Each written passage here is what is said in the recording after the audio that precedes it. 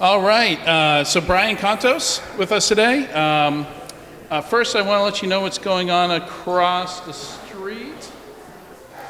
Brian's competition is a talk called "I Hate You." So you're in the right place. You don't want to be hated. Brian loves you. No, it's across the street. It's talking about getting along with developer teams. So, but here we've got Brian Contos presenting cameras, CaCs, and clocks. Enterprise IoT security sucks. A story of 2 million interrogated devices.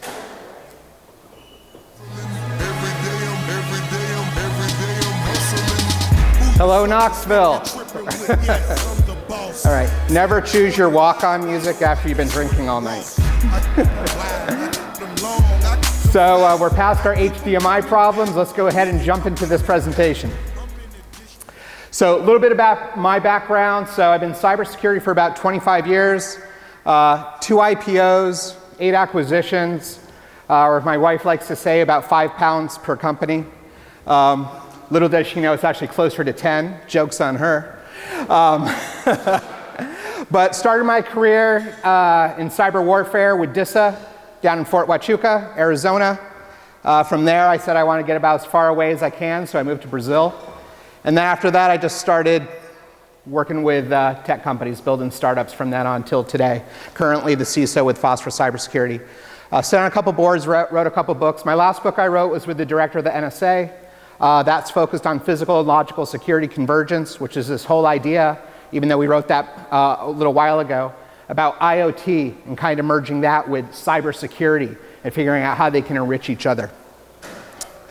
So what is IoT? If you ask each person in this room, they'll probably have a different answer. I'll throw out a couple ideas, and I'd like to hear what you guys say, like a printer, MRI machine, a SCADA device, for example, even a satellite. How about you guys? Let's go ahead and just yell out some IoT devices. Like coffee makers. Coffee makers, absolutely. Refrigerators. Microwaves, routers, switches, cars. So pretty much everything, right? So the way to kind of boil it down, and again, there's a zillion different definitions, but a purpose-built device connected to the network with some type of embedded firmware. And generally speaking, that's Android, it's Linux, BusyBox, VxWorks, Ubuntu, things of that nature. On the router side, usually things like BSD, etc. But there's a lot of things that fall into the IoT, OT network device group. I'm going to be turning my head a little bit to look at these because my laptop's way over there because we have a short cable. Not trying to be rude. We've started looking at IoT devices in about 2017. And it's a continuing project, but now we've looked at multiple million IoT devices, mostly across Fortune 500, Global 2000, and government agencies. So we didn't really focus on home IoT devices, Roomba vacuums, LG washing machines, Ring doorbells, Alexa. That's a different category, the consumer stuff. It's cloud managed, cloud upgradable. We're focusing mostly on enterprise level stuff, the stuff that you'd see in the business. This was a global exercise, continues to be a global exercise, but I'd say the majority of the customers were based in the United States. So a little bit of history to kind of tie into this, because I really think it helps frame this whole concept of what we're doing. Quick raise of hands here. Who thinks we probably live in one of the most technologically innovative points in human history? Right? Not a trick question. I think probably most of us would agree. Although I've heard that if the Greeks hadn't been sacked by Rome in 323 BC, that by 1492, when Columbus cruised over to the Bahamas, that the Greeks would have had a manned-spaced expedition to Mars if their technology continued to increase at the same rate. But my dad told me that, and he's from Greece, so consider the source. But as you see, as we evolve from cave paintings and alphabet, written language, paper, etc., every once in a while we have a pretty major leap, a quantum leap, if you will. One such event was in 1804. Joseph Marie Jacquard invented the automatic loom. Looked like this. Some would say this is the world's first computer. Now, it was made for making textiles. Specifically, it was making blankets. And as you look at it, it's a predecessor to computer punch cards, or more so, computer punch tape, which most of us weren't around for. But this design allowed these textile manufacturers to go from making about a dozen blankets a day to making hundreds of blankets a day. If you look at it, it's got input, output, storage, memory. It's got all the things that we would consider a computer. It was about 2 decades before Babbage and Ada Lovelace and all that. So it's a pretty awesome invention. He didn't invent it, he just marketed it. He just marketed it, right? So you've got this machine, and the employees are like, holy cow, we're going to lose our jobs to this thing, right? So they're a little bit nervous about it. So what did they do? They broke into the factory at night, and they sabotaged it. Now, some historians will say that's where the term saboteur came from. But I always thought it was ironic that the world's first computer suffered an insider threat. So now we jump into sort of the modern age, post-ARPANET. We see things like TCP/IP, the first computer. The internet becomes commercialized, if you will, all the way up to what we're looking at today with IoT devices, where we have satellites receiving data. We literally have zettabytes of data being transferred back and forth, and everything now is being connected. Healthcare devices, discrete and batch manufacturing devices, military equipment, so on and so forth. So pretty incredible. Now, if we look at how the threat window has changed, looking at sort of from commercialization of a specific innovation to when it was actually attacked, it's a really interesting dichotomy as well. So take 3000 BC, the Mediterranean Sea. That's when they first said, hey, you've got stuff over here, I've got stuff to trade over here, why don't we stick it on a boat and trade? The first notion of trade. 1300 BC were the first recorded pirates. So it took about 1700 years before somebody said, why don't we just rob that boat? That's a pretty big threat window. Then we have air. 1859, John Weiss said, hey, I'm going to take this hot air balloon and I'm going to commercialize it. And I'm going to use it to move mail. And the project crashed and burned. It literally crashed and it literally burned. But we didn't have the first hijacking until 1931. Not 1700 years, but a pretty gosh darn big threat window. 1962, Telstar, just a couple years after Sputnik, owned by AT&T, first commercial satellite used for television broadcasting. We haven't seen too much as it relates to satellite warfare. There are some isolated incidents with nation states, but usually the juice isn't worth the squeeze because those types of satellites have a dedicated base station, so you have to attack the base station to get to the satellite, and usually they're in closed-off environments. So it has happened. It is pretty rare. But in 2015, we saw Trula data theft, which was a command and control device that was being used to operate off of satellites. So we have seen it, yet pretty rare. 1988, first commercialization of the internet. NSFNet said, hey, we got a bunch of people using email. MCI said, so do we. Let's charge people and they can email each other. What a novel concept. Pretty much a threat window of 0. So if anybody here remembers the Morris worm, which used R commands and finger, it was supposed to spread about a dozen devices per day, and it spread at thousands of devices per minute.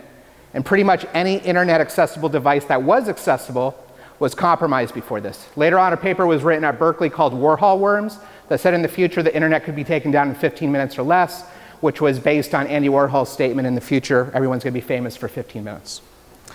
That brings us to IoT. And the IoT toaster, which was the first official IoT device. But IoT became kind of commercially popular about 2010. And about 2016 is when we saw the first IoT-specific malware and botnets. And that was tied to Mirai. So again, we're seeing compressed zones throughout this entire ecosystem. And I'm going to go into Mirai in a little bit as we start talking about the most hacked devices and share some examples with you. So first, I just wanted to throw a couple stats out there to kind of frame this.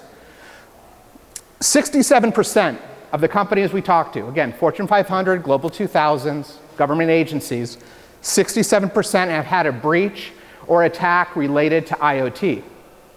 So these breaches are things like data theft. So they'll attack the IoT device, move laterally to your IT devices, and exfiltrate sensitive data.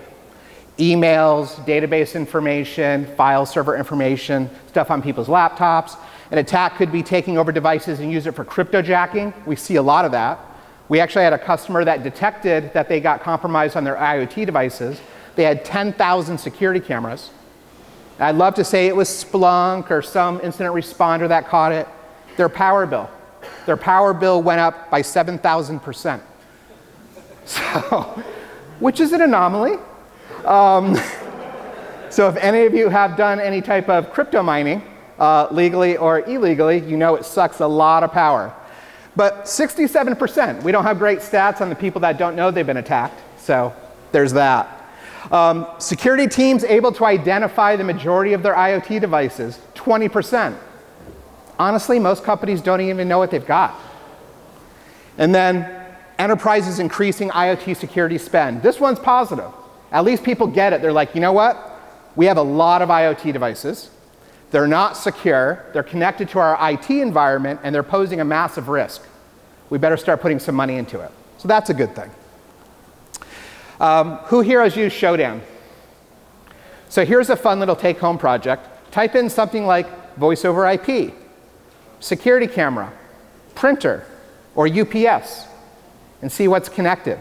Who would ever connect a UPS system to the naked internet? Well, you can't really read it there, but almost 14,000.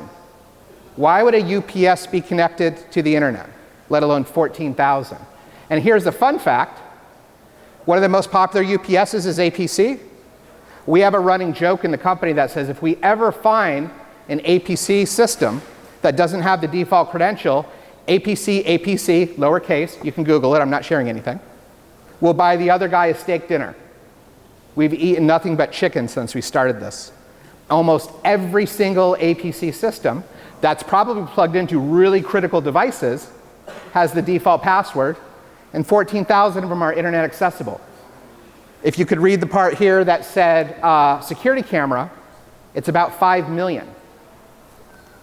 Something else that's interesting, who's heard of the Russian front-end IoT hacking tool? So this is really neat. This was a tool designed by contractors for the Russian FSB. The Russian FSB wanted a tool that would allow them to target IoT devices, compromise those devices, move laterally to IT, siphon information from there to the IoT device, then out to whatever location they wanted to send it to. Very powerful tool. A hacking group called Digital Revolution found out about it, stole it, stuck it on a bunch of turrets, and made it available to the world. So now if you'd like to get this tool and play with it, have at it. It was paid for by the Russian FSB. Another interesting thing about IoT, some people know this, some don't. There's some that come shipped from the factory with malware pre-installed.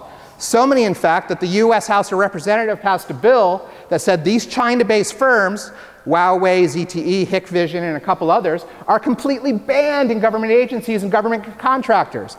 They have malware, they have phone home capabilities, they have a number of problems that they're saying they're not even allowed here. Another fun fact, 2 years ago, the most popular consumer-based camera on Amazon came preloaded with malware. You completely skip the middleman, the malware's already there. It saves you time, it's more efficient. So, stories from the trenches. Let's get into the good stuff. So, Miral Botnet, I mentioned this a little bit earlier. This happened in 2016. This is always the poster child for hacking IoT. So I'm going to show you this one. I'm going to show you something that just happened a few days ago. This tells you how non-complicated these attacks are. So what these hackers started doing was scanning the internet for a specific type of video camera. This video camera had Telnet running on port 23, which we usually see, and port 2323, which we sometimes see. So they said, I'm looking for devices with a tool like Showdown, like we looked at earlier, with Telnet open. Okay, so far, pretty basic, right? Next thing they did is they said, let's go ahead and try the default password. And the default password worked on more than half of those devices. And they said, let's try some very common passwords. And that worked for about another 20%. They had created such a massive botnet that they were able to take out PayPal, Reddit, Sony, Netflix. These are companies with pretty juicy networks, using a botnet made up of mostly cameras. I say mostly because here's the kicker. In the IoT world, they're not usually tech companies that are building these IoT devices. They're traditional manufacturing companies. So what do? They use shared libraries. They use whitelisting. And when you do that, you get shared vulnerabilities and shared default passwords. And they have teams of maybe 2 or 3 people that aren't incentivized to do security. There's no security development lifecycle. It's a piece of farming equipment, and you ask Steve to make it internet accessible, and he wants to get it done as quickly as he can so he can move on to the next thing.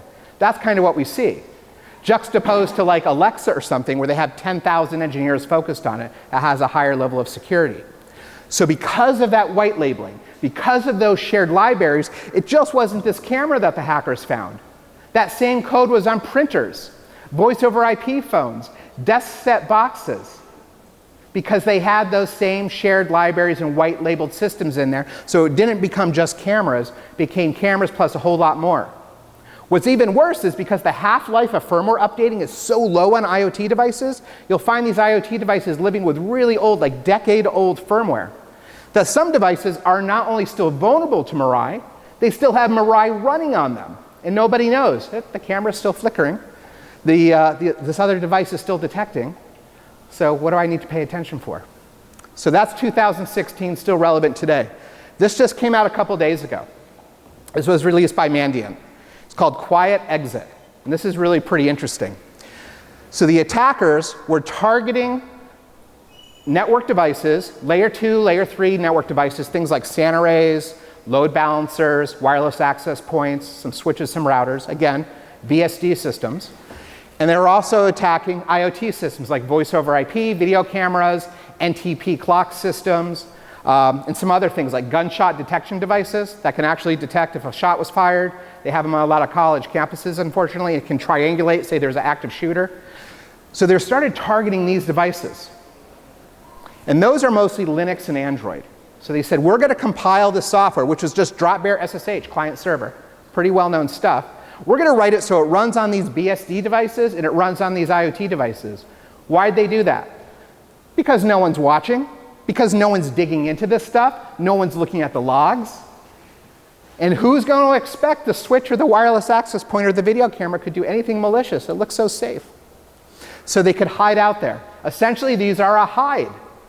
Once they had access and command and control activity, they did it through a reverse SSH tunnel. They were able then to make API calls to local Microsoft Exchange and cloud-based Microsoft 365. Using that, they targeted the emails of executive, security staff, corporate development, M&A teams, et cetera, and then they pumped that information out through those compromised network devices and IoT devices back to the attackers. And in many cases, this was going on for more than a year and a half. I guarantee you, there's organizations in the thousands that have these devices already compromised running this type of malware on their network devices, on their IoT devices, that's siphoning off their information today. It's a very, very quiet, very stealthy way to laterally move for the organization because nobody suspects this. It's like a land war in China. You don't expect it. So, question for the audience. What percentage of IoT devices operate with default passwords? Any idea? Go ahead. 87? Did somebody say half? Half. 50%.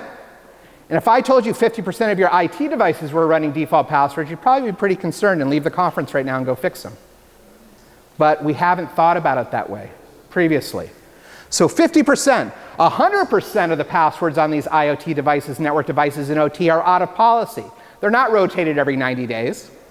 They're not complex at all, and they're usually as short as they possibly can be. Now, there are some IoT devices that say, I can only be a 4-digit PIN, and it has to be numeric. Or I can be 10 characters long, but no special characters. Or I can be 20, but not the letter B. We've seen all sorts of stupid and crazy ways that this stuff is approached. But 50%. And of the 50% that aren't default, they were changed once at the time of installation. Things like major financial institution - 2013, right? That's the type of thing that you see all the time. So when you say hack, it's not necessarily hack, it's log in. That's what we're doing. So here was an interesting case. This was at a stock exchange. And as most of you know, when you're trading stock, milliseconds matter. If you have a 2 or 3 millisecond advantage over me, that could be millions or tens or hundreds of millions of dollars. So they have these really, really expensive NTP systems. They're cesium clocks, atomic clocks. Now these clocks are not cheap. They're incredibly expensive, more probably than a lot of people's data centers. But what they were able to do with these NTP things are keep stock trading safe. So we went in there and they said, how many of these guys do you have? And they said, we think we have about in about 6. We found out they had 15 of them. They didn't even know how many they had because they had a poor inventory. Back to that other stat, only 20% of organizations really know what they have, even when they're super, super duper expensive cesium clocks, right, within their network. So keeping an inventory is a huge issue. Now, another interesting thing about this clock is there were no vulnerabilities. There was no CVEs. Not because it's uber safe and secure, because they've only made like 100 of these. There's a very finite audience for such an accurate clock willing to spend that type of money. And once you get past stock exchanges, it's pretty much nobody, maybe military. This I like to call the most horrific chart to simply say, most companies have about 3 to 5 IoT devices per employee. So if you have a company with 10,000 employees, you probably have between 30 and 50,000. And you're saying, Brian, that sounds like a lot. And you're right, it is. Most customers also guess about 40, 60% off. Hey guys, how many IoT devices do you think you have in your company? I don't know, 20,000. And then we take a look, oh, you've got 40,000 or 50,000. Consistently, 40 to 60% off based on their assumptions, juxtaposed to evidence-based information that says, look at all you've got. And we're going to go through a couple of those examples and dive in the most horrific offenders that we see out there. But 3 to 5 is quite a bit. So printers. Printers are interesting. This is one of the most commonly attacked IoT devices by nation states, period. Why? Because they're super promiscuous. They've got every port, every service open. I'm wired, I'm wireless, I've got Bluetooth, Bluetooth low energy. I've got all these different ways of accessing me because I want to be promiscuous. I want you to connect to me, and I want you to be able to print. They also have about 20 gig hard drives on them. Not big, not small by today's standards, but enough so if you can get malware on there, you can do some interesting things. So we're working with a customer that had over 250 of these printers compromised. They found out actually through Splunk, after about 3 months, they said, oh, we're getting a lot of traffic from these devices and they look like printers. Why is that?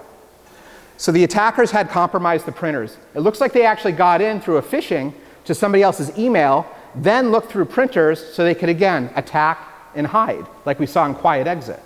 So they went from the laptop to the printer. That was their base of operation. From the printers, they loaded some of their tools and they went out and started looking for information on databases, Active Directory, enumerating the networks, etc. They compressed the information on the drives, on the printers, and they exfiltrated it over ICMP.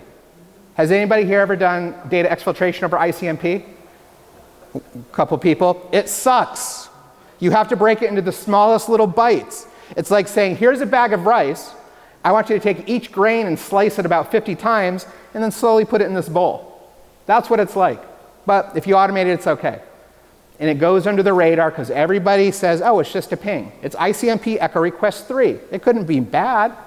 And IT operations and network ops, they always leave that open for testing and validation just to make sure everything's up and running.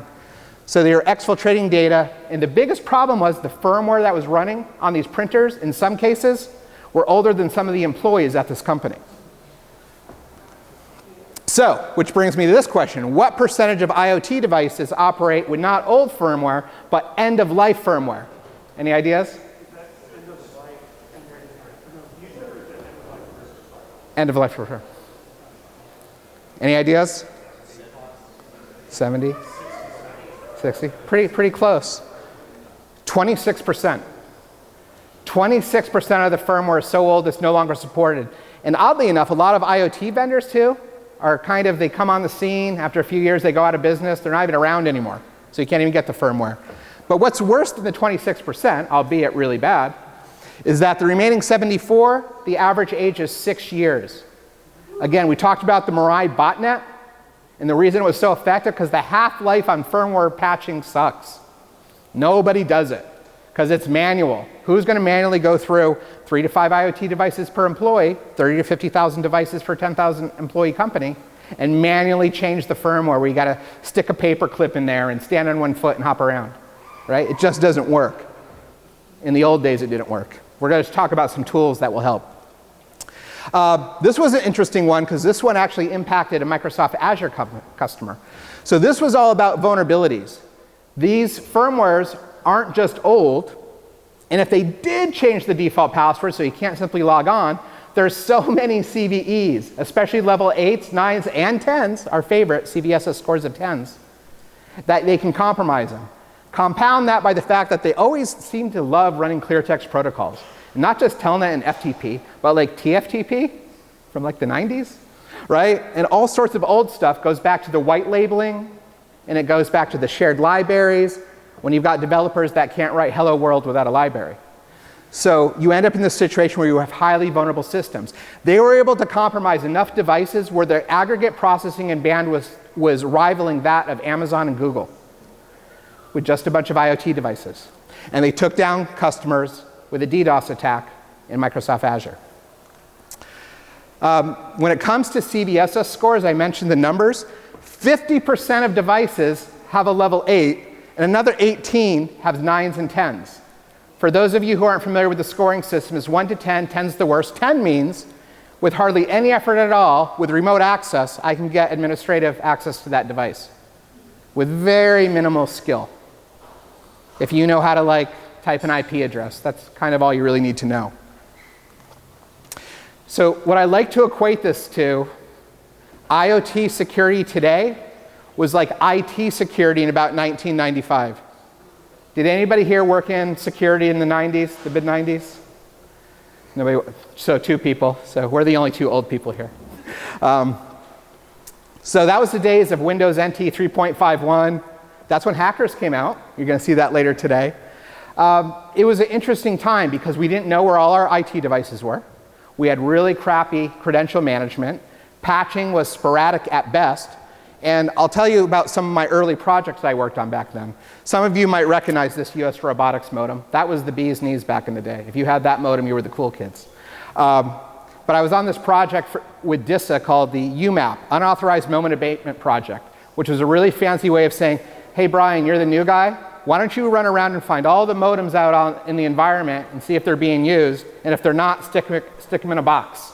All right, that sounds like a great job. I'll get on that. So I downloaded this tool that some of you might have used, which is a war dialer called ToneLoc. It was written by Minor Threat and Mucho Mas, and it ran in DOS. And basically, instead of IP addresses, I would put in a bank of telephone numbers and say, war dial these. And it came back and said, oh, that's a phone, that's a fax machine, back when there was fax machines, or that's a modem. And the PBX guys loved it, because it actually drove them nuts.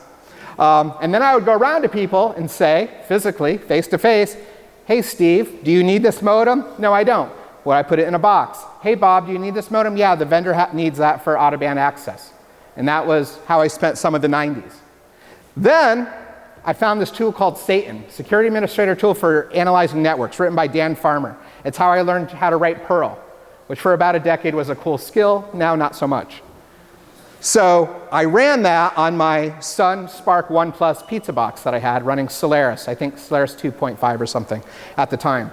So I used that Sun box running Satan to do vulnerability scanning and help identify all the vulnerabilities that I could find in the network. And that was a lot of fun. I said, that's way better than looking for modems.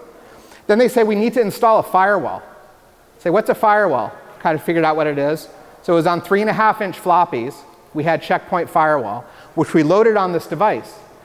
I never uninstalled Satan, because why would you? Who knew? So we had our firewall also running our vulnerability scanner, which seemed very prudent because we were saving money because it was another $3,000 to buy a server.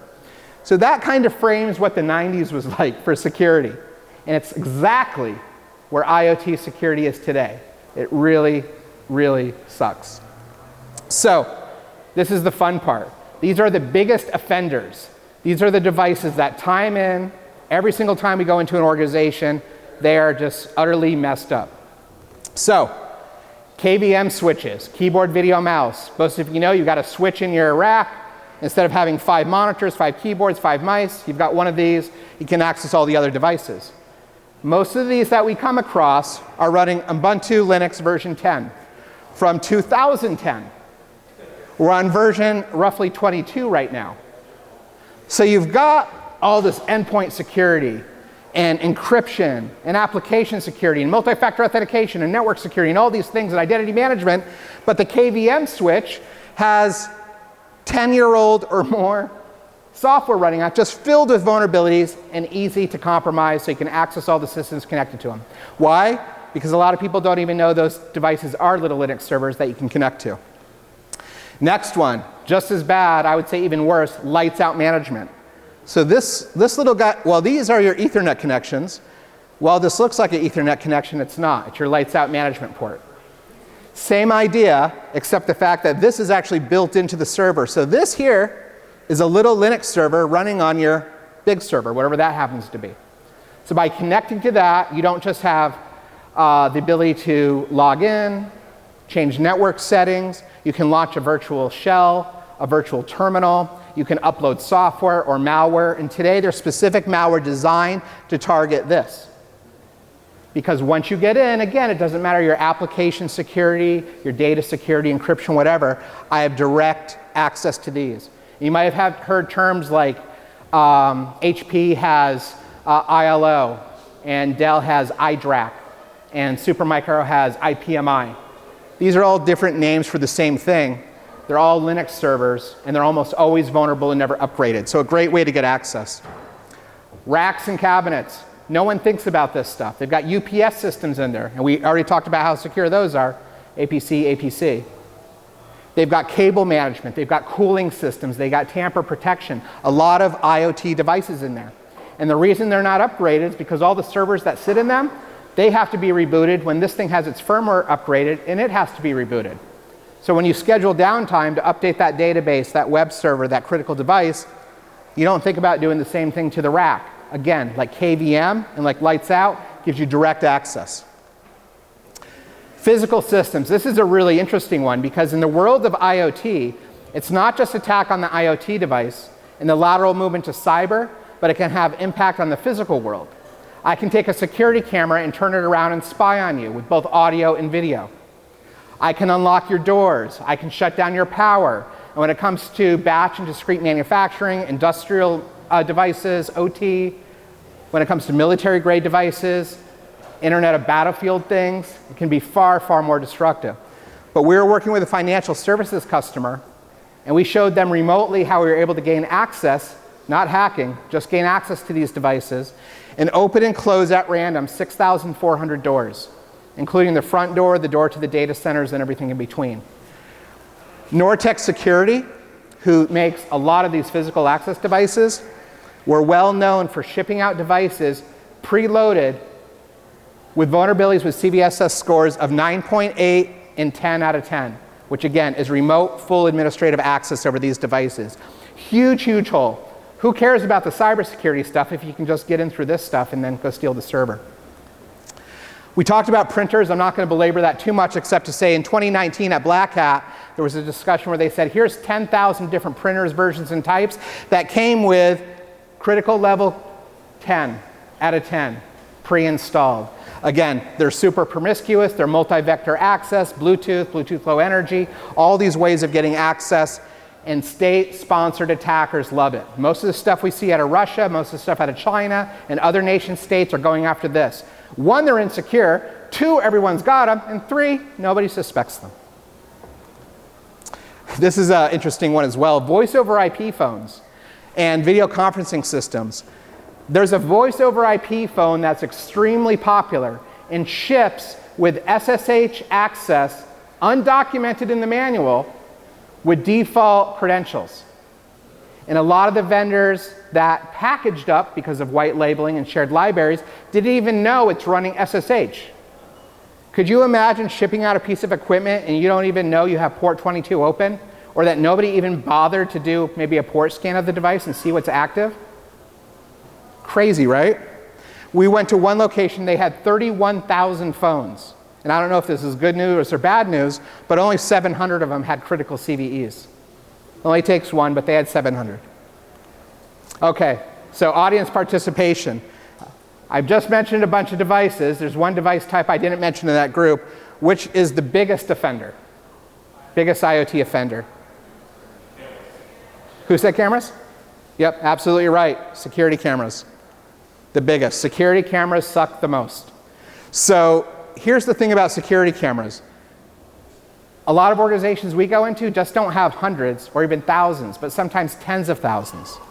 Especially if you go into like retailers, financial services, military. cameras upon cameras upon cameras. But that's not the big problem. Remember the end of the last Spider-Man where all the Spider-Men were pointing at each other? Who's managing it? Well, IT. No, security. No, physical security has that. No, some vendor's doing it. Nobody knows who's managing it. And again, some of them ship with malware already installed. Some of them are illegal to run because they're so vulnerable. And virtually every enterprise has these, and they're just being attacked all the time. Cryptojacking is another big one. You guys might have heard this story about the Las Vegas casino. They had a IoT-enabled thermometer in a fish tank. I don't know if anybody heard this one. The thermometer got hacked, and from that thermometer, they moved laterally. They got access to the customer database, and more specifically, the database of the whales that spend millions and millions and millions of dollars there. Their contact information, banking information, what types of things they like in their rooms, and I'm sure there's very personal things in there as well. All from a thermometer in a fish tank, right? So it can be something as innocuous as that, where they probably didn't have tens and tens of thousands, even though they had that for cameras, but it just takes one device. So we talked mostly about enterprise IoT security. There's a lot of other fields. Internet of Battlefield things. We work a lot with the military on these devices. Some of these are on soldiers, some of these are on vehicles, some of these are on forward camps. There's a lot of places these are deployed. Industrial Internet of Things, that's when we get into things like OT, SCADA, PLC equipment, digital devices that control physics essentially, right? Flow, temperature, volume, things of that nature. Internet of Healthcare things. We're working with a healthcare agency, healthcare provider, that had MRI devices and X-ray machines that were compromised. Not for ransomware attacks. We always think healthcare ransomware. They were actually taking the information from the scans in hopes of potentially using that as blackmail or some other device. You get your credit card information, your banking information stolen, that sucks. Your healthcare information, though, you can't really change that. So hey, maybe we're going to get somebody famous, a CEO, a Hollywood movie star, something like that. So they actually put malware on these devices. Smart ships, smart buildings, smart cities, all different versions of the same thing. A lot of these are ultra connected. Baltimore had an attack that ended up costing them tens of millions of dollars in their IoT infrastructure. Police and emergency services were completely shut down, all based on IoT, not traditional cyber. And then network gear. We talked about quiet exit and how these attacks now are embedding and installing, because they've been compiled for BSD, on your SAN array, on your load balancer, on your wireless access point. So we're seeing a lot of network gear, because again, it's a purpose-built device that's running dedicated firmware connected to the network that you probably can't install an agent on. So it falls into that IoT category. So there's some ways to combat this, and I'm going to share a couple tools with you guys. At the very end, I'll actually give you the brands, so if you want to take a look at some of those, you absolutely can. Well, let's see what Hollywood can teach us about addressing IoT attacks. So, issues with discovery. So the first step is knowing what you've got. Again, 20% of organizations kind of have a feel of what they have. The rest don't. And most of those people that are 20% don't really know. So what's an old school way of finding your IoT devices? Using vulnerability scanners, things like Tenable, Qualys, Rapid7. And they're great at what they do, but I guarantee you if you're going to try to discover IoT devices like that, it's going to really suck, because it's going to knock them over, it's going to misidentify them. If you're lucky, it might say, oh, it's a Jet Direct interface, so it must be a printer. But maybe it's not a printer. Maybe it's a Jet Direct interface that's on a MRI machine, right? So it doesn't give you the data you really need. It's just assumption-based security. So that doesn't work. So some people use NBADs. NBADs, again, great solutions on the cyber side. But when you're talking about these types of devices, most of the communication is encrypted anyhow, and you have to have span ports pretty much everywhere in your network to try to capture this stuff. Again, you're talking 3 to 5 devices per employee, 10,000 people, 30 to 50,000 devices. You're probably not going to have NBAD and span ports looking at each one of those pieces. Or if you are, you're spending a ton of money, millions and millions of dollars in switch technology, so maybe this isn't that big of a problem. And the other one is traditional asset management devices. What we find with those, however, is they look at the first 6 octets of the MAC address, so the OUI, the organizationally unique identifier. It says, oh, well, based on this, you're HP, or based on this, you're a Dell device, or based on this, you're a wireless access point. That doesn't really give you the detail we're talking about with discovery, because if you don't get this part right, you can't go to the more important section, which is remediation. So One of the best ways to approach this, and I'm going to share some tools with you at the end, this is a new category. So it's not a firewall, it's not a SIM, it's not a scanner. It's called Enterprise IoT Security Platforms, right? This is a completely new category. And I'll share a couple different brands and people that do this at the end. But the way they work is they can integrate with all that old school legacy stuff as well if you want to pull it. But in addition to that, they can inspect. That's like checking out a couple ports, doing some banner grabs, doing light stuff that's not going to knock anything over. And more importantly, they do this thing called interrogation, where they'll actually log in if they can authenticate or in an unauthenticated way and pull all the data. What's your serial number? What firmware? What's your password level? Give me all the context so I know exactly what you are and what you do. Because if I don't have that, and I'm not 100% accurate, I don't want to turn my MRI device that's $2 million into a $500 HP inkjet, right? If it comes to upgrading firmware, something like that later on. So that's really important. And the C3PO thing is there. Remember in Star Wars where I said, hey, I speak a million languages. IoT devices speak so many languages, which is why these types of tools, these enterprise security platforms are so cool, because they can speak all those disparate languages for those devices and tell you with 100% empirical evidence, it's this thing, which is very important. So I found my devices. That's great. Now let's go to the next level, which is upgrading the firmware and hardening it.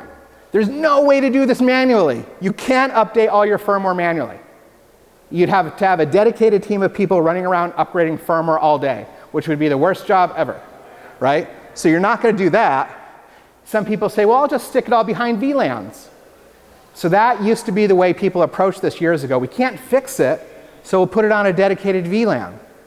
Well, the problem with that, the analogy I like to use is, let's say you cut your left hand, and it's bleeding all over the place. You need to go to the hospital.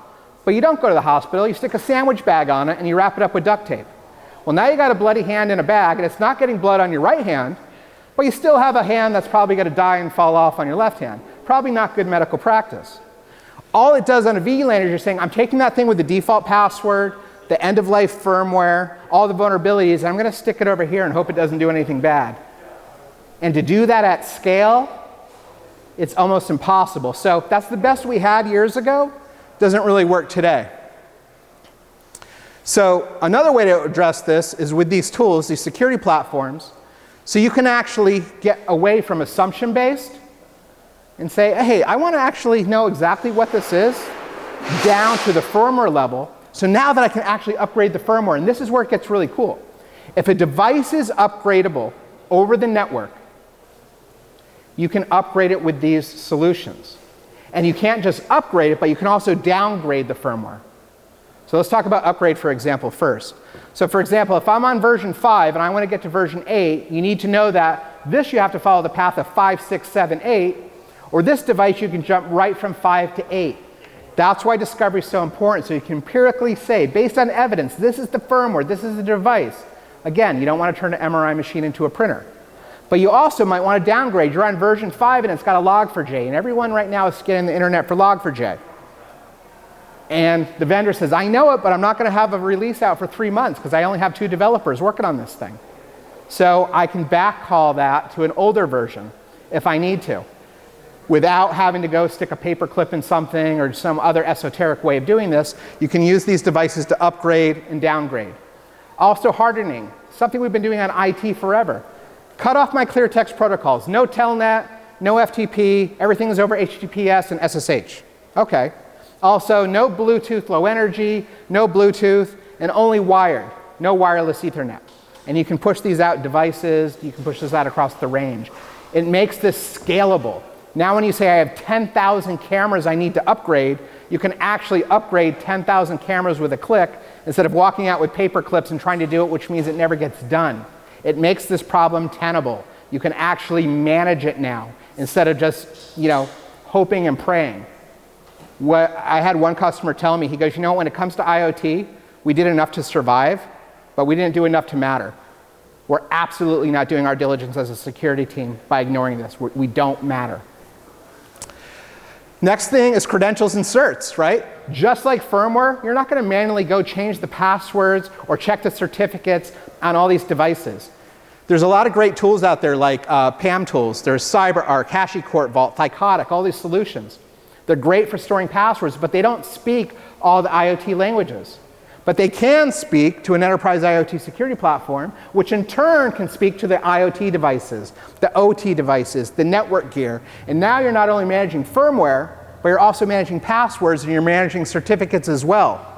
And you can enforce it. You can say, you know what? The password policy is every 90 days I'm going to rotate. It has to be long, complex passwords of 20 characters or more with special characters, except for all these other devices, because during the interrogation process, you know, this guy only takes 4-digit pins. So maybe we rotate him every 3 days. Or this guy can't take a password over 10 characters with special characters. Any little isms that you run across. And there's some really esoteric stuff out there that's weird, so you have to have that flexibility. So you can actually leverage your PAM tools now, your identity and access management solutions, privileged access management, whatever you have, to manage those credentials and furthermore manage the certs. So now I've found my devices, I've fixed the firmware, I fixed the passwords, and I want to make sure everything that is fixed stays fixed in perpetuity. So simply monitoring, reinterrogating these devices on a daily basis to say, hey, this was version 7, now it's version 4. It had a really awesome password managed through the PAM, now it's back to a default password. So instead of trying to hope my 50,000 devices are secure, I get an alert through Splunk or ServiceNow, Demisto, Tanium, whatever, telling me, hey, take a look at these devices. These are the 5 you got to look at right now because something happened. Somebody did a paperclip attack, for example, where they reboot the machine. A lot of these devices have a little black button you can hit with the paperclip, sets it back to factory default, even the super expensive NTP clocks. And then the last one, reporting. It's great that you've got all these capabilities, that you can find it, you can fix it, you can keep it fixed through monitoring, but if you can't report and integrate with all your other cool IT tools, it's just some IoT management solution, right? So you want to have the ability to integrate with all your reporting, and there's some really good tools that do that today. So in summary, organizations don't know what they've got. They simply don't have a good handle of all the things. And if they guess, they go, well, we got some printers, we're not that big, we don't have that much. But when you start talking about KVM, lights out management, rack systems, et cetera, there's a ton, voice over IP phones. So they don't know what to fix. If I don't know what I have, I don't know what to fix. And if I did know how to fix it, I can't fix it at scale because I can't have a dedicated team of people upgrading firmwares and passwords. And then if they are fixed, they're not monitoring to keep them fixed because they don't have any tool to reinterrogate these devices without knocking them over and killing them to make sure that they're still up and running. So that means your IoT devices, your your OT devices, and your network devices are insecure. We talked about ransomware, data theft, spying, destruction, all these things that they can cause. And finally, there are a few solutions to do this. Some of these guys have like 30-day free trials you can play with. Armis, Nezumi, Zingbox. We do these things as well. Everybody has a different slice in how they approach it. But this is the first time there's ever been a way to really manage enterprise IoT devices, OT devices, and network devices at scale when it comes to discovery, firmware, and passwords. And it's such a huge hole. And we talked about front-end, the Russian attacking tool at the beginning. That's just the one we know about from one country that got released to the public. There's stuff being pumped through Russia and China and other countries and stuff that's being developed here in the US by cyber criminals to engage in ransomware campaigns, et cetera, that make this a really, really powerful capability. If you're spending all your money on IT security and you're not watching these back doors, they have a direct and immediate impact on IT and all your data. So with that, here's my contact information, my Twitter, my email, and I'll take a couple minutes for questions. I know we kind of went over, right, because we started a little bit late. But if there's any questions, I'll be happy to field them. Yes, sir? So in all the statistics you brought up, how are you defining an IoT device? Yeah. So an IoT device from our perspective is a purpose-built device with embedded firmware that's connected to the network that you can't install an agent on. Now, there's lots of other ways to define it, but when you look at it like that, a Cisco router, SCADA device, all those kind of fall into that group. Yeah. Sorry, apologies. We will have to cut it a little bit short on the questions just to keep things on time. Make sure we don't get too far off, but big round of hand. Thank you, Brian. Thanks, everybody.